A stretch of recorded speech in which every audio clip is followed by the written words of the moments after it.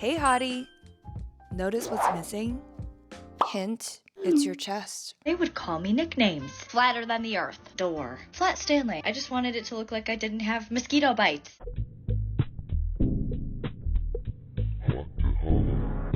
Another one, thank you.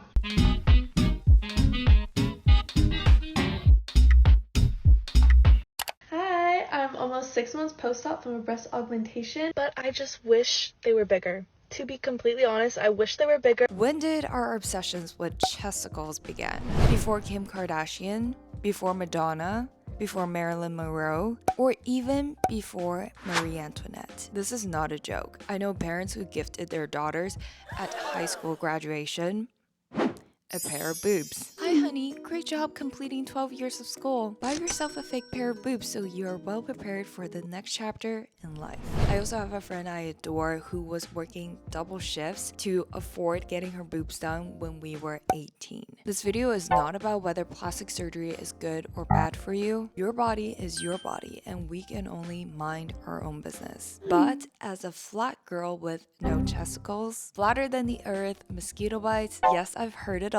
I must admit, growing into womanhood with no chest has been one of my biggest insecurities, especially when men comment on how my chest is flatter than theirs. I remember anxiously Googling if there's anything wrong with me for not developing chest, being obsessed with push-up bras, and stopping to wear some of my favorite clothes because they will accentuate my flatness. And yes, you bet I've considered and reconsidered getting some procedures done to fix my flatness.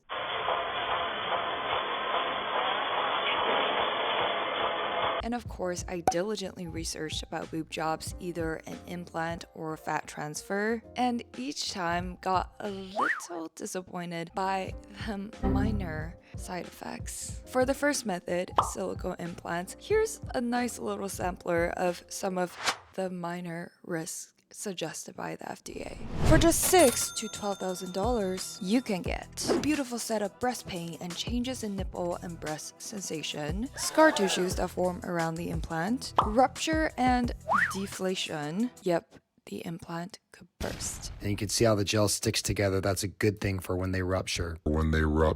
We don't know how often silicone implants rupture, because when they do, they just stay in the capsule, in the pocket. According to an FDA study, the risk of rupture for silicone gel implants is around 7 to 8% 10 years after surgery, while for saline implants, 10%. There are also connective tissue diseases, breast cancer, reproductive problems, the calcification of implants that create hard lumps in the breast, impact on breastfeeding in children. The huge deal breaker for me is that for every 10 to 15 years, you need to have the implant replaced and go through the surgery again, getting your breast cut open again. So how about a fat transfer boob job? Well, for $12,000, excluding anesthesia, hospital fees, and future exam fees, it does promise something more natural, but it's also inevitable that there will be risks of bleeding and bruising, dead fat cells moving out of your breast to different parts of your body, infection, non-cancerous breast cysts, or breast calcifications,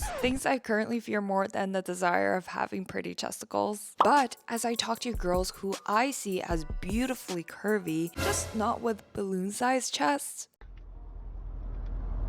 What? Oh. Okay. Still see themselves as flat and still want to get their boobs done. According to them, I'm a 32 double D. I don't think I'm a double D. I am just shook at how much value we as women place onto these two pads of fat tissue. Putting balloons under my shirt to see my boyfriend's reaction.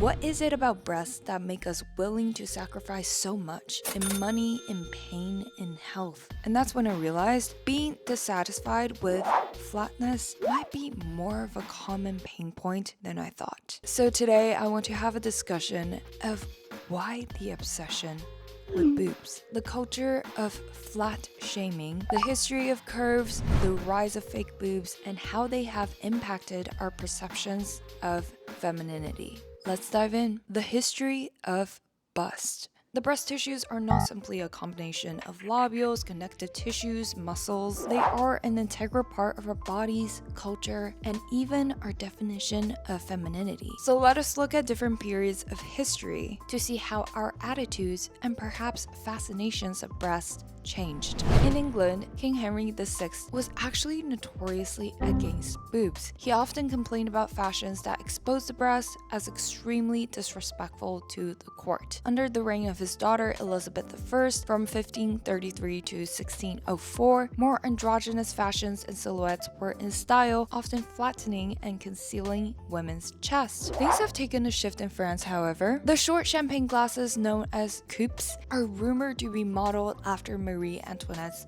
breasts. But in truth, those glasses were designed in 1663, almost a century before she was even born. However, it rang true that during Marie Antoinette's time, exposure of the bosom was in high fashion. What might be a wardrobe malfunction in today's time, a nip slip, was the trendy way women were portrayed in the 17th and 18th century paintings. In contrast with today's scandalous undertone of full breast exposure as a sign of sexual promiscuity, 18th century Europeans saw exposed breasts as conveying high social standing and purity. So how did something that stood for purity come to mean something different? Something that waves and waves of girls are going under the knife and adding silicone to their bodies for.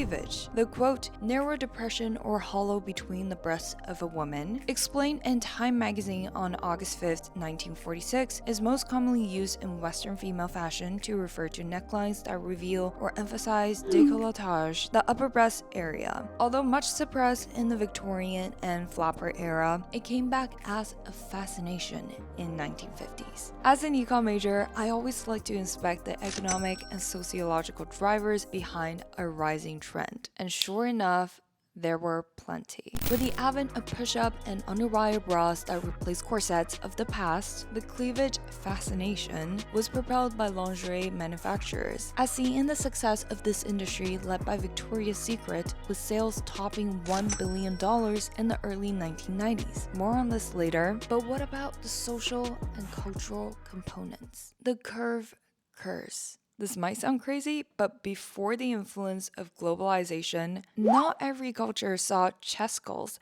as a sign of feminine beauty. They look so good. American anthropologist Cleveland Ford and ethnologist Frank A. Beach said in their 1951 book, Patterns of Sexual Behavior, that only 13 out of 130 cultures in a cross-cultural survey perceive female breasts as sexually attractive. Evolutionary psychologist David Buss observed that, quote, Americans are probably the most extreme in viewing the breast as a sexual signal. So what happened in the 1950s in America that led to this wave of new fashion? Several things. First, as men returned from battle reclaiming their jobs, women left their work clothes behind and felt the need to be feminine again. American women's focus went back to being a wife and mother, not just any wife and mother, the model wife and mother. The 1950s, more than any past decade, was about being the perfect housewife. Women wore heels, not flats, even in the house, to be dainty and ladylike. And hair was often very done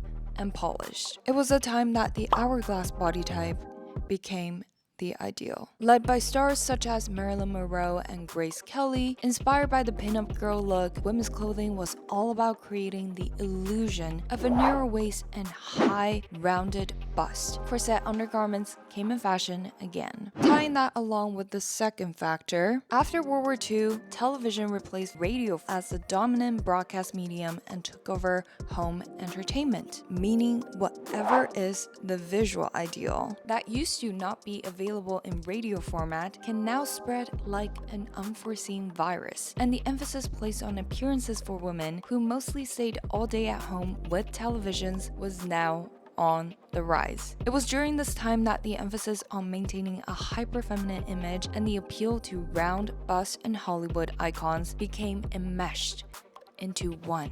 To be the perfectly polished, dainty female meant to be the pinup girl. To be feminine meant to have a beautiful, prominent cleavage. So happy for them. Me too. So happy for them. I'm so happy and not at all jealous. American cultural anthropologist Catherine Ann Detwiller found parallels between the modern American practices of breast enlargement and the past Chinese practice of foot binding. She suggests that both are, quote, culturally sanctioned mutilations of the female body for the purpose of, quote, male sexual pleasure, and both compromise a woman's health and make her body, quote, non-functional. Let's not get too ahead of ourselves in labeling something as merely for the pleasure of one specific gender, but when it comes to mutilations or adaptations of the body, it was definitely on the rise. The rise of fake boobs. Thank you so much. When people tell me this, I get so excited. I got a spray tan today. The lady was like, I vow never to say anything about anyone's bodies, but your boobs are perfect, amazing. And I literally almost started crying. I was like, oh my god. For a good chunk of the population that was not blessed with round and full breasts like Monroe's, the only options left seems to be either despair and feeling less than feminine, or get them enhanced. And luckily, technology was on the rise to help women. There are several artificial ways to induce a cleavage that I want to talk about: plastic surgery, filters, and push-ups, and how they have forever changed our perceptions of normal breasts. First, plastic surgery. There was before you, and there was during you. I never thought there would be an after you, and I was in it.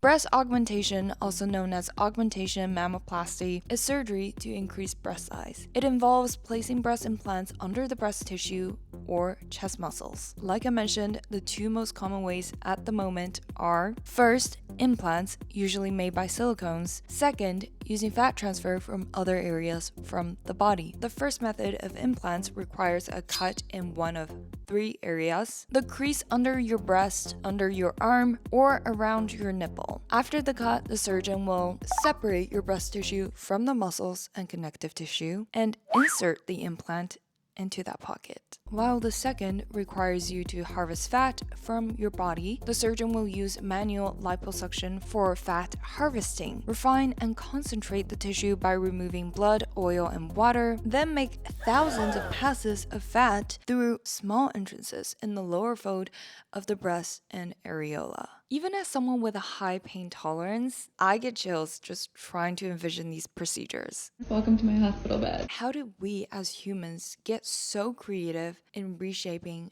our bodies? Well, as early as 1889, surgeon Robert Gersuni tried using paraffin and Vaseline injections for breast augmentation. While the breast size increased, the results were disastrous. The augmented breast became hard and led to severe chronic and disfiguring inflammations. It wasn't until 1961 American plastic surgeons Thomas Cronin, Frank Giro, and the Dow Corning Corporation developed the first silicone breast prosthesis. By 1988, over 1 million women had received implants. Then in 2021 alone, 1.8 million breast augmentations were performed worldwide, and 17.3% of which were done in the US. With so many celebrities to nowadays influencers having some form of augmentation done to their breasts, the benchmark for quote-unquote normal is only increasing in size, and it is a downward spiral. Although it is a personal preference, the more people get breast augmentation, the more that double C's and D's become the standard size, thus pressuring more women to get closer to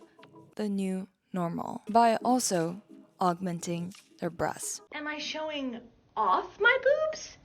This is not to condemn anyone who chose to opt in or out of the look, but it's just a general direction that we as a society tend to go through when it comes to any trending ideal, such as the increased obsession with thinness while having ultra large busts through the second technology, beauty filters. When you're used to seeing impossibly perfect bodies online, you can begin to find new faults with your own real body. Now as realistic as ever, filters are becoming more and more seamless in video format, creating a widespread body dysmorphia for women to not only compare their bodies to surgically change celebrities on the big screen, but also to filter bodies on their social media on the small screen, or worse, their own filter bodies in their phone to their actual selves. And the third technological advancement of push-up bras might not be as invasive as the other two, but nevertheless change the way we perceive breasts. Nobody's gonna know. Leading giants such as Victoria's Secret created the fantasy that extremely thin women should naturally embody voluptuous curves in the breasts as well. And not surprisingly, the lingerie industry was also the biggest benefactor in the increased desire for big and even bigger breasts. So who actually suffered from the expanding cleavages? The shame of being flat. Another one, thank you. Another one, thank you. Another one, thank you. Another one, thank you. Another one, thank you. Truthfully speaking, it has been hard for me personally growing up to have my flatness being made fun of by girls, guys, and eventually myself, to the point that I stopped wearing tight shirts or dresses that would show how flat I am, to the point that I started developing my very terrible slouching habit to just not show my lack of chest. What other people said only hurt, because candidly, I do wish that I was a bit more developed in this area. And because of the ingrained ideals of beauty, femininity, and sexiness all embodied in these two tissues, I often felt unworthy and unattractive as a woman, entrapped in the feelings of lack without having the power to alter my genes or go through puberty again. And I do think it's this feeling of despair and the all-consuming shame about being flat that ultimately pressured a lot of women and even young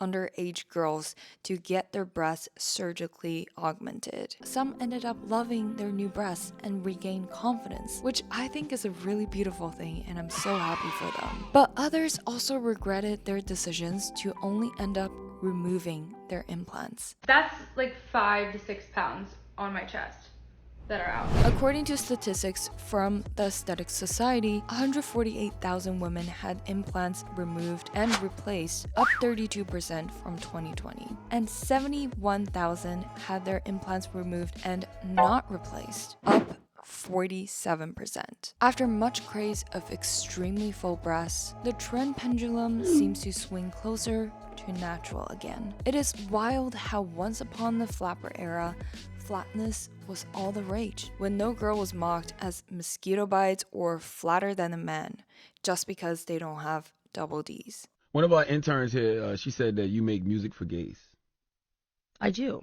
The perception of what is beautiful and what is feminine is so heavily distorted by popular culture trend, which is way worse in our digital age, because there is no way to escape it. All this to say, I just wish my younger self knew how beautiful she was even without bombshell boobs, and wish that she spent way less time worrying that she is not enough and not attractive. Beauty is not just one singular form. There are so many beautiful curvy women and also so many beautiful flat-chested women. Lily Eldridge, Keira Knightley, that girl down the street, in your class, in your mirror. I do think our bodies are incredible gifts as they are. Whether you decide to change them or keep them as they are, just know in midst of all the noises in the next beauty trend or next ideal, the only thing that will remain is you will only feel as beautiful as the standard you choose to set. And the best part is, there is no wrong way to set it. Hope you enjoyed our chat, and to all my flat and curvy girlies out there, you are not alone and your beauty glows beyond your body shape. Like and share this video to let it reach more people, to help reduce the shame of not just flat, but all body types. See you next week.